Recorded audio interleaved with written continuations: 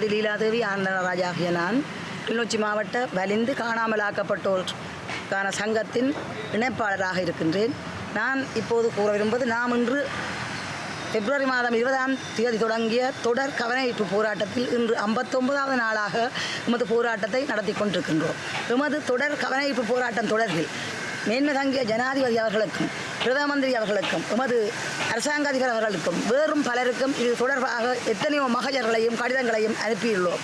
ஆனால் இவர்களிடமிருந்தும் எமக்கு இதுவரை உருப்படியான பதிலோ அல்லது உங்கள் கடிதம் கிடைக்கப்பெற்றது என்ற பதிலோ கூட எங்களுக்கு இதுவரை கிடைக்கவில்லை.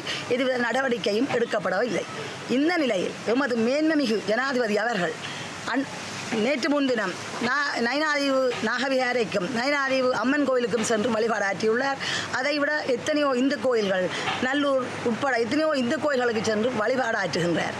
எமது இந்து மக்கள், எமது தமிழ் மக்கள் தொடர் கவனஈர்ப்பு போராட்டத்தில் நுழம்புகள், குளிர்கள், வெயில்கள் மத்தியில் வயது போன முதியவர்களாகிய நாம் வெகு சிரமத்தின் மத்தியில் போராடி கொண்டிருக்கும் இந்த வேளையில் எமது கஷ்டத்தை பாராத ஜனாதிபதி எமது இந்து கோயில்களுக்கு சென்று வழிபாடாற்றும் போது அவர்களின் கடாட்சத்தை பெற்றுவிட முடியும் என்று நினைத்து செல்கின்றாரா என்பது நமக்கு தெரியவில்லை.